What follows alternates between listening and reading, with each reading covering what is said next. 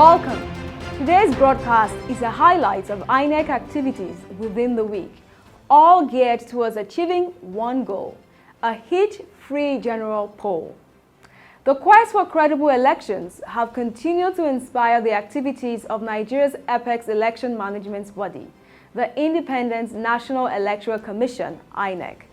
With just 104 days to the opening of polls at 8:30 a.m. on Saturday, 25th February 2023, the Commission is on track, staying true to its pledge to conduct a free, fair, credible, and inclusive technology-driven elections.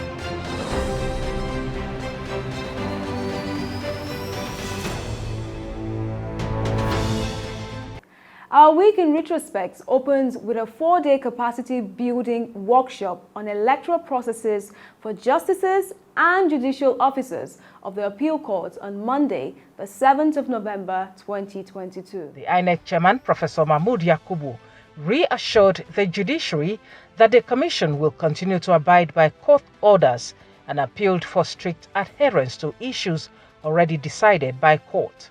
Professor Yakubu raised alarm over increasing court cases arising from the conduct of primaries for the nomination of candidates by political parties and disclosed that INEC is currently battling with 600 court cases.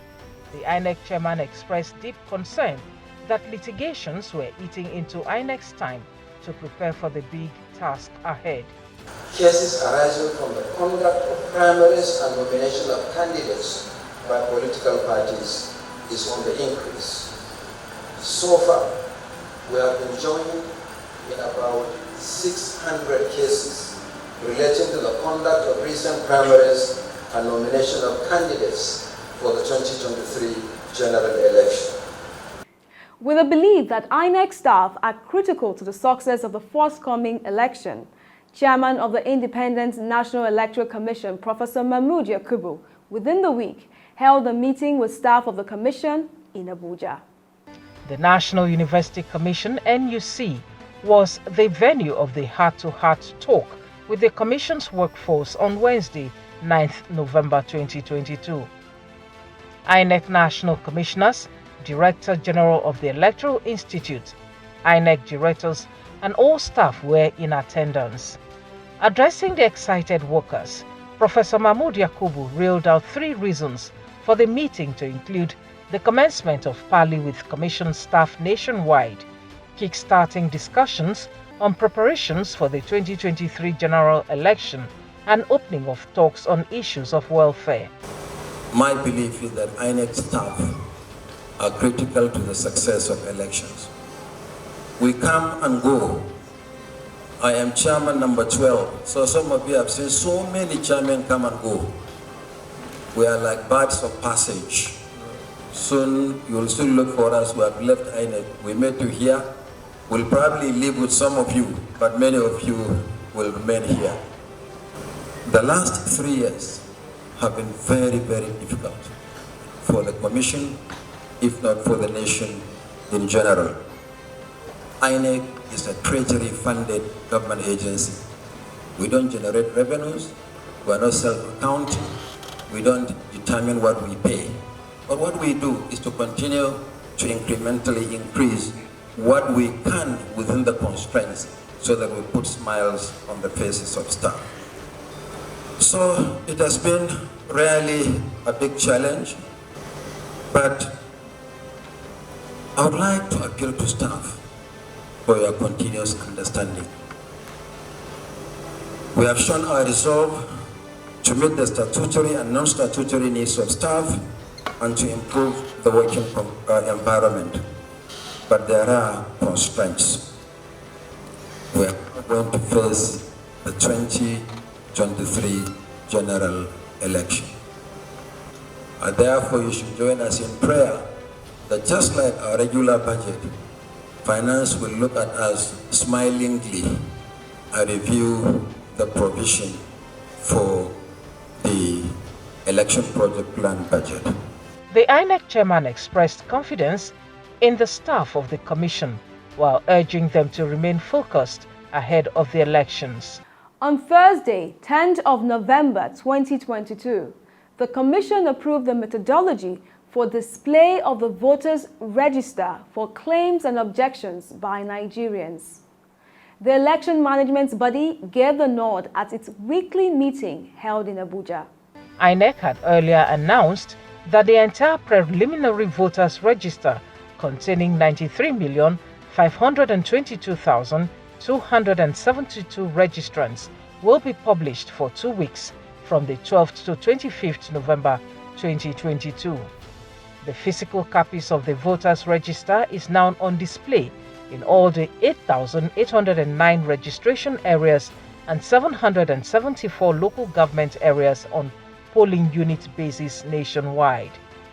For the first time, soft copy of the entire register will also be published on the Commission's website on www.inecnigeria.org/display-register. INEC appealed to Nigerians to seize the opportunity to scrutinize the register and draw the Commission's attention to any corrections in their personal particulars and any malicious registrations, multiple registrants, non-Nigerians or any other person not qualified to be on the register. And on a very sad note, same Thursday, the 10th of November 2022, INEC local government offices in Ogun and Osun states were attacked and set ablaze. In the Abeokuta South local government area incident, the entire building, 65,699 uncollected permanent voters' cards, 904 ballot boxes, 29 voting cubicles, 30 megaphones, 57 election bags, 8 electric power generators were lost. Fortunately, the damage in Ede South local government area was limited to a section of the building and some furniture items only. The twin unfortunate developments and rising incidents of attack on supporters since the commencement of campaign led INEC to convene an emergency security meeting for Friday, 11th November 2022.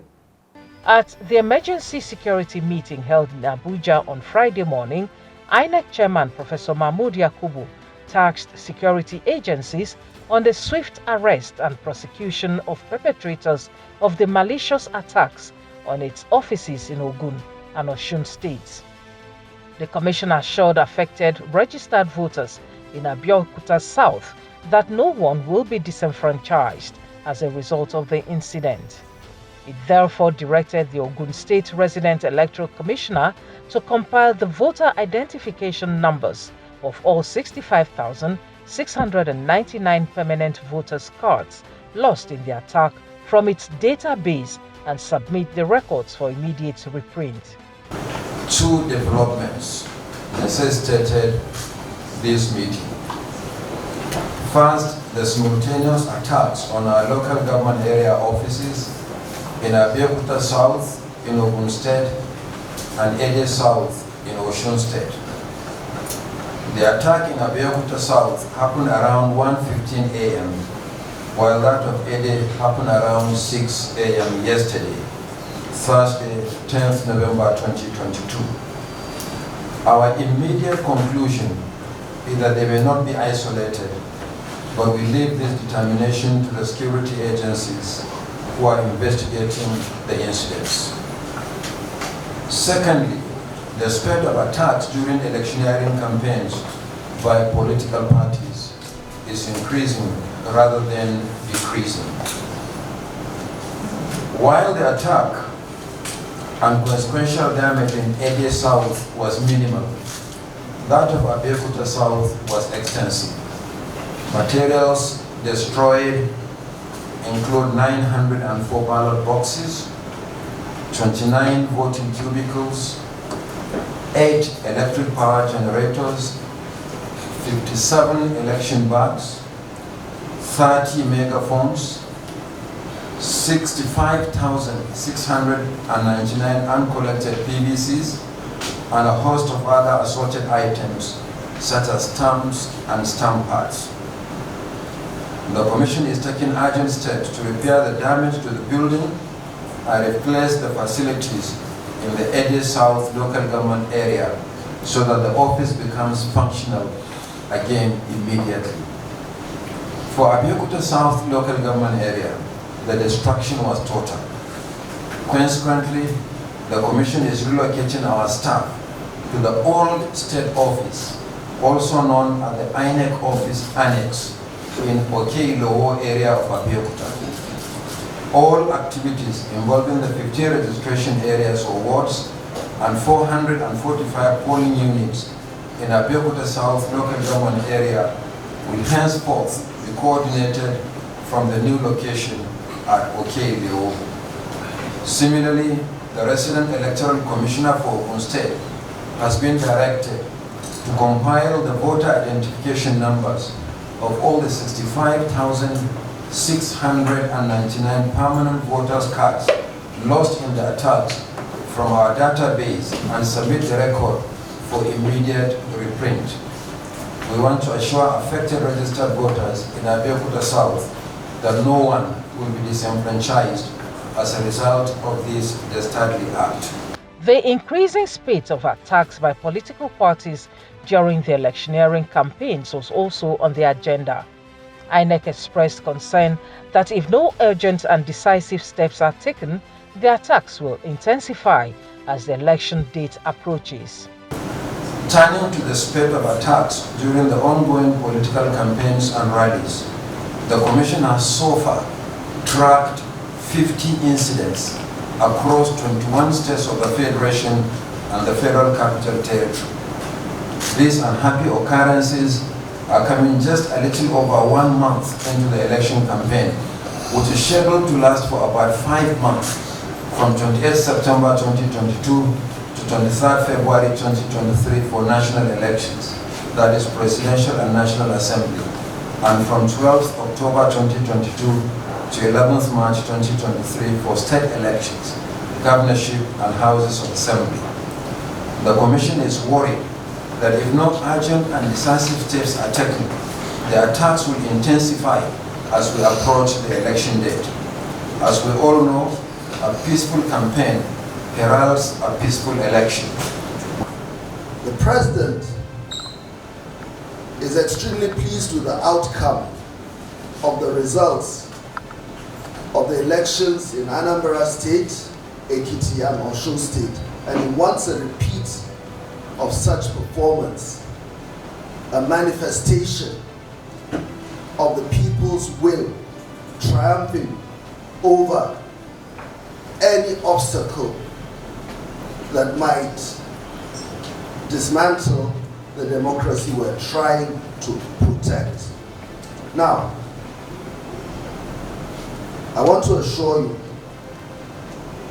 that the security agencies have been given clear-cut instructions to preempt and deal with any situation in which any rogue organization or institution decides to embark on what we consider to be a fundamentally criminal enterprise or undertaking. Whether these are isolated incidents, collective group activities is not important. The important thing is that every Nigerian is allowed to cast his votes, and those votes must count.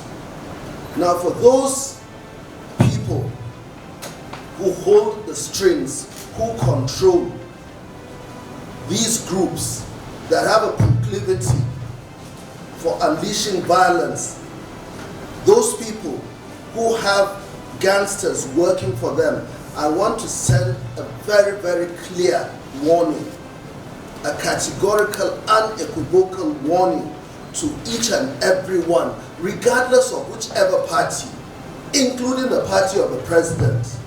For as long as you decide to scuttle the electoral process, the law enforcement agencies will equally be uninhibited in reacting to whatever actions you have taken. You will be visited with appropriate, with commensurate response. As for what had happened to the INEC office, I have directed all commissioners of police through their DPOs to ensure that all INEC offices, the protection of all INEC offices is upscaled, because the definition of what is essential document is defined by INEC in two ways. But for us, I think we need to look at the whole thing as essential. So we have directed that in all the offices we will upscale our security presence, and I'm appealing to other security agents that we may require their also assistance in coming to collaborate and synergize with us in protecting all INEC offices and any other critical infrastructure. Our collaboration should not start on the day of election.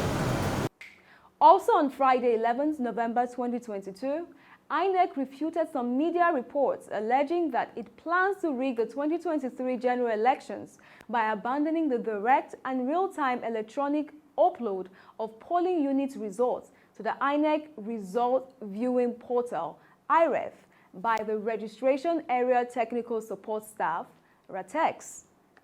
The Commission maintains the claim is false and reassures Nigerians that it will transmit results directly from the polling units as witnessed in Ekiti and Osun State governorship elections.